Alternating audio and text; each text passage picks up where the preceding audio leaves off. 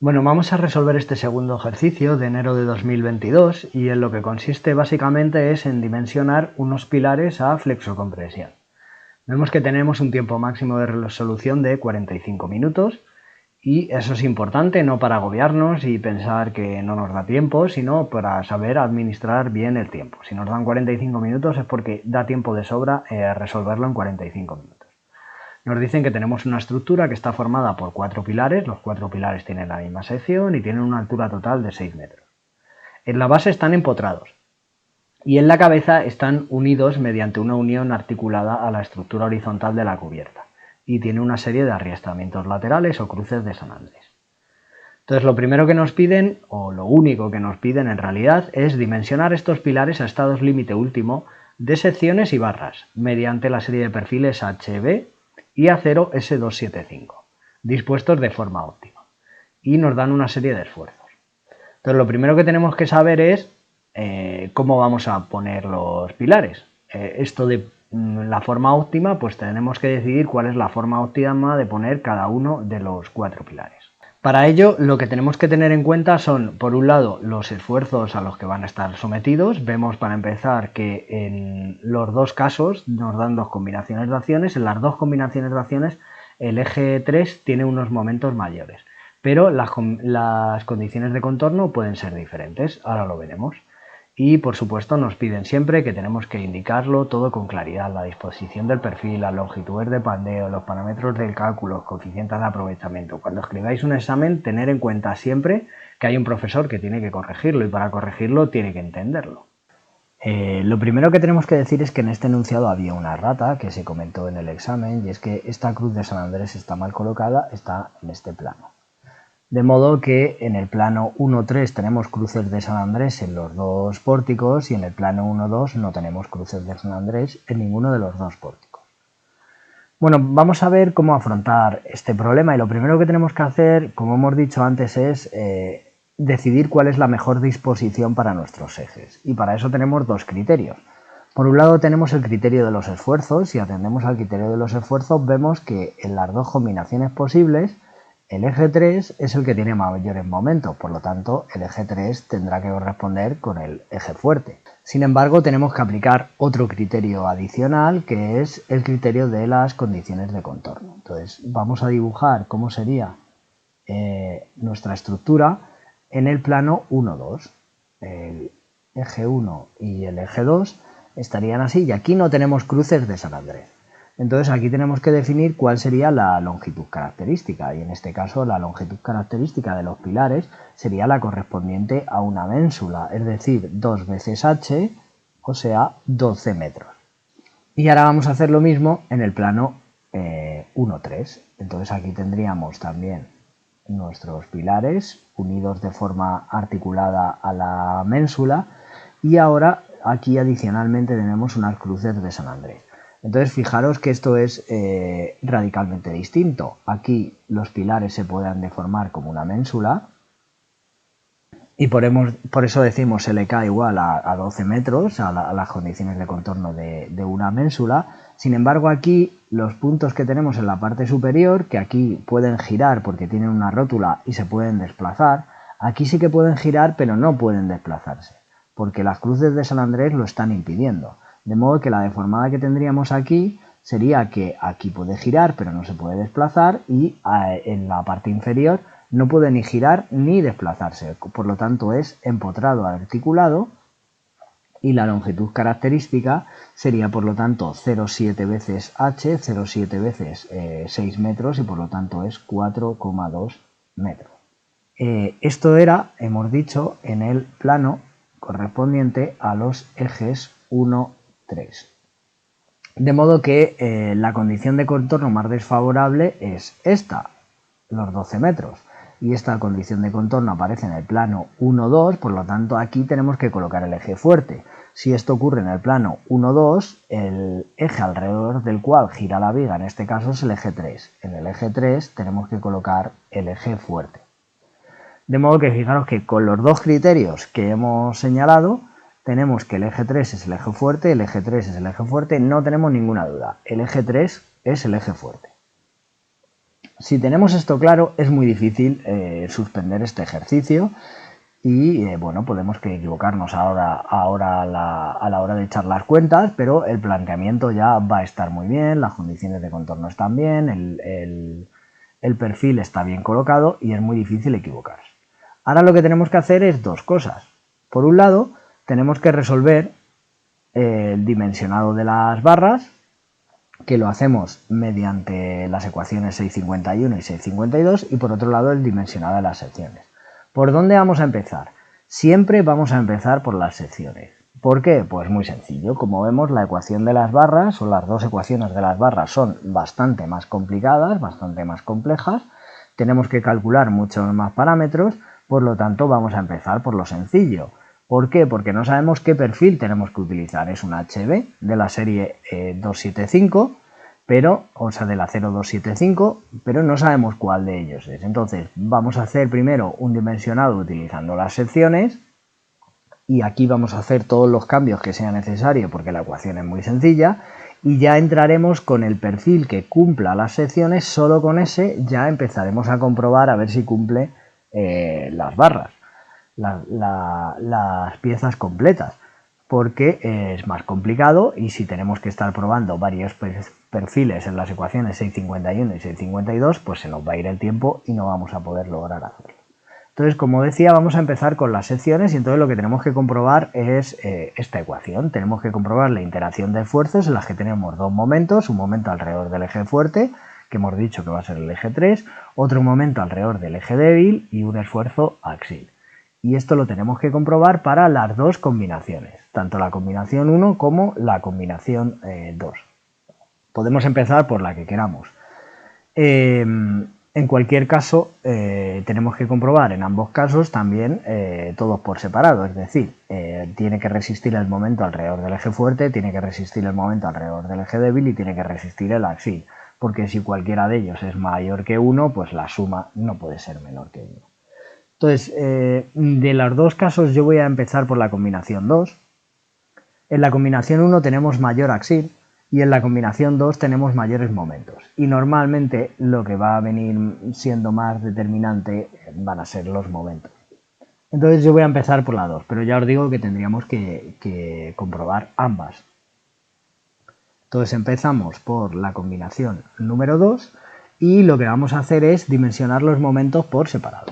Entonces primero vamos a comprobar qué momento tenemos que soportar alrededor del eje fuerte, que es de 98 kN/m. Para esto necesitamos un módulo plástico alrededor del eje Y mínimo, que tiene que ser de 374 por 10 a la 3 milímetros al cubo. Para obtener esto simplemente dividimos los 98 kN/m entre los 275 megapascales entre 1,5, que es el coeficiente de seguridad. Si queréis, este lo voy a poner con más detalle, el resto ya no lo hago. Sería 98 por 10 a la 6 para pasar a newton y milímetro, dividido entre 275 entre 1,05, y obtenemos este valor. Si queremos soportar esto con un perfil HEB, el mínimo que lo cumple es el 180. El momento alrededor del eje débil es menor que 98 kN/m. De hecho, es solamente 68 kN/m, es bastante más pequeño, pero es alrededor del eje débil. Y los módulos plásticos alrededor del eje débil son más pequeños. Entonces tenemos que comprobar también este. Resulta que aquí el módulo plástico mínimo que necesitamos es de 259 por 10 a la 3 milímetros al cubo. Tenemos que realizar exactamente la misma operación, pero en vez de 98 ponemos 68. Y si comprobamos aquí cuál es el perfil mínimo que necesitamos, vemos que es de 200. Entonces, a la hora de realizar la interacción de esfuerzos, de irnos a la ecuación completa, fijaros que ya como mínimo tengo que irme a un 200, pero es que este 200 va a estar muy cerca de 1. Y esto es solamente la contribución del momento en el eje débil.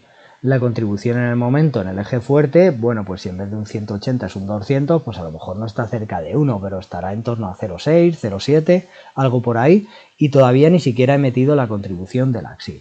De modo que el 200 es prácticamente imposible que cumpla, el 220 seguramente tampoco cumpla, así que voy a hacer la interacción de esfuerzos directamente con el HB 240 y a ver qué pasa. Hago la suma de los tres valores y si sumamos el axil que aplicamos entre el axil resistente del 240, el momento alrededor del eje fuerte, entre el momento plástico resistente del 240 y además le sumamos el momento alrededor del eje Z, entre el momento resistente alrededor del eje Z, sumamos todo esto y tenemos un valor de 1,03. Luego no cumple. No nos valdría el 240. Luego tenemos que pasar directamente al HB 260. Fijaros porque hemos dicho que era mucho mejor empezar por las secciones, porque tenemos que estar cambiando continuamente de perfil, pues es mucho mejor hacerlo con esta ecuación que simplemente tenemos que dividir tres parejas de números y sumarlas. Es mucho más fácil que no tener que repetir esto continuamente con la ecuación 651 y 652. Si probamos el 260 tenemos que repetir esto para la combinación 2 y si lo hacéis para la combinación 2 os va a quedar que el valor es de 0,86, o sea tenemos un coeficiente de aprovechamiento de un 86%, con lo cual ya sí que nos cumpliría el HB260. Ahora podemos repetir lo mismo para la combinación 1, en la cual los valores de abajo serían los mismos y lo único que tendríamos que cambiar serían los esfuerzos aplicados. Y esto nos da un valor de 0,64, con lo cual podemos decir que se cumplen ambos. Ya tenemos el dimensionado para las secciones y hemos visto que es un 260, un perfil HB 260. Ahora tendremos que hacer el dimensionado de las barras, ecuaciones 651 y 652. Pero es muy importante tener en cuenta que ahora no tengo que comprobar las dos combinaciones. Ahora solamente tengo que comprobar la combinación 1. ¿Y qué perfil tengo que utilizar? Pues el HB 260. Fijaros que el HB 240, que en la combinación 1 nos da un resultado más pequeño que en la combinación 2, el HB 240 posiblemente la resistencia de las secciones la hubiese resistido en la combinación 1, pero no resiste la combinación 2. Y entonces en la resistencia de las secciones por la combinación 2 tenemos que elegir el 260. Ahora solamente tenemos que comprobar la combinación 1, pero no podemos comprobar el 240. Porque tiene que resistir el perfil que pongamos, tiene que resistir todas las combinaciones para secciones y para barras. Por lo tanto, vamos a empezar por el 260.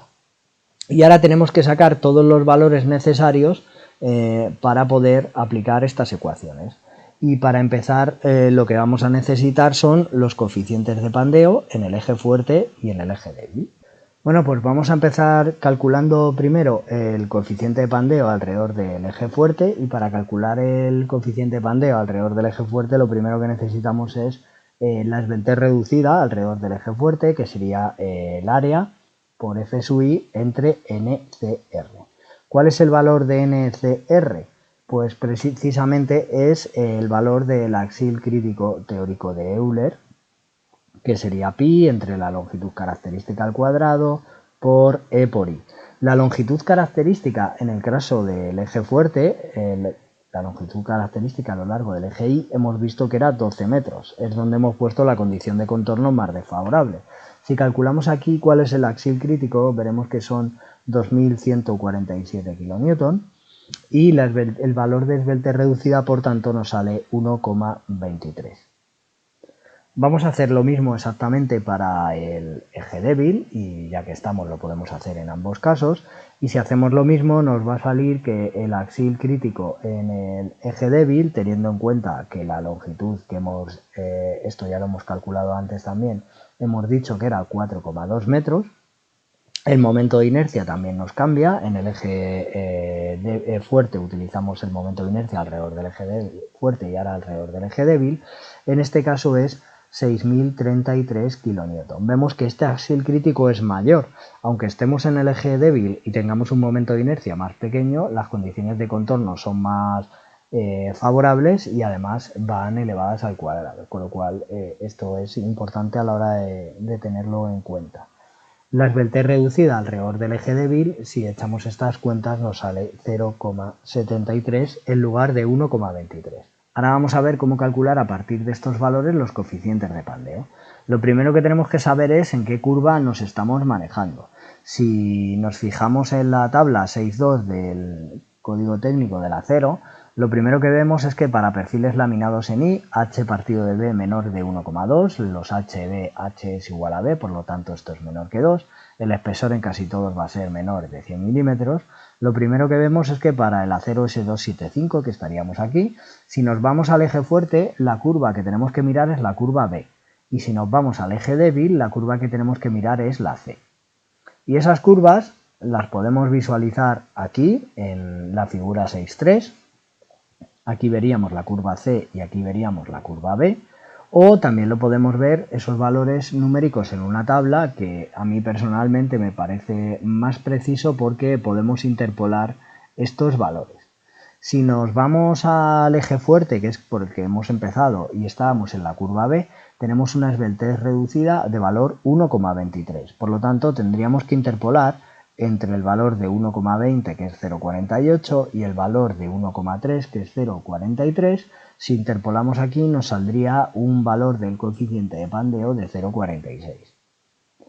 Y si hacemos lo mismo en la curva C, ahora nos tenemos que coger la esbeltez reducida del eje débil, que era 0,73, por lo tanto tenemos que interpolar entre estos dos valores. Para 0,7 es 0,72 y para 0,8 0,66.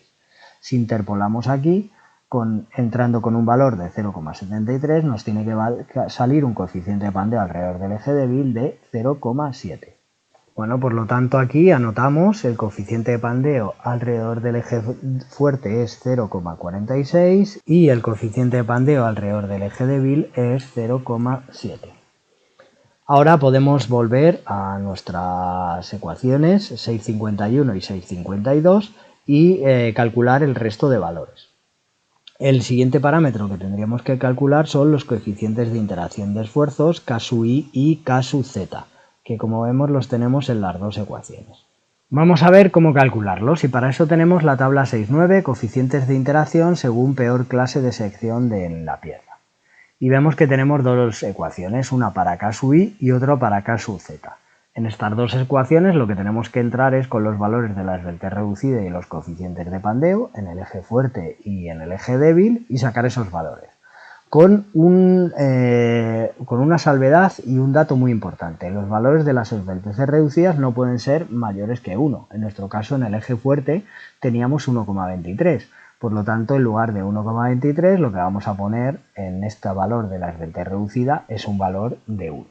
Si aplicáis esas ecuaciones, os va a quedar que el valor de K sub I vale 1,387 y el valor de K sub Z vale 1,276. Recordar que estos valores siempre valen 1, algo. Es muy difícil que tengamos unos valores muy superiores a estos. Bueno, pues ahora si volvemos a nuestras ecuaciones 651 y 652, vemos que ya tenemos todos los valores porque en el enunciado nos han dicho que CMI y los coeficientes de pandeo lateral los podemos tomar como que son iguales a 1. La excentricidad no la tenemos porque tenemos los valores de los momentos directamente. Y entonces ya podemos proceder a aplicar estos valores. Alfa sub I y alfa sub Z valen 0,6 y el resto de valores pues o son los esfuerzos como son el axil, el momento alrededor del eje fuerte y el momento alrededor del eje débil, o son CMZ también vale 1, o son las propiedades del material como F y D, o las propiedades del perfil como el módulo alrededor del eje fuerte, alrededor del eje débil, o el área. Si procedemos a resolver estas ecuaciones y hacemos todas las operaciones correspondientes, en la ecuación 651 nos va a quedar esto, 0,48 para la componente correspondiente al esfuerzo axil, más 0,26 más 0,17. 0,26 sería la correspondiente al momento alrededor del eje fuerte y 0,17 al momento alrededor del eje débil. Si sumamos todo esto nos sale 0,92 y por lo tanto nos cumple.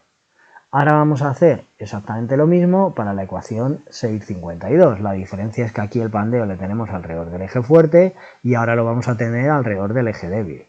Entonces, si ahora sumamos estos tres valores, vamos a tener 0,32 más 0,167 más 0,29 y esto nos da un valor total de 0,77, con lo cual también cumple.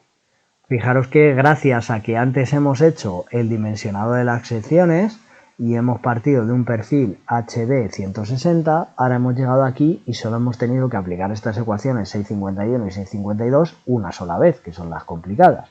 Si lo hubiésemos hecho al revés, pues tendríamos que haber aplicado estas ecuaciones varias veces hasta llegar al perfil adecuado y seguramente no nos hubiese dado tiempo a resolver el problema.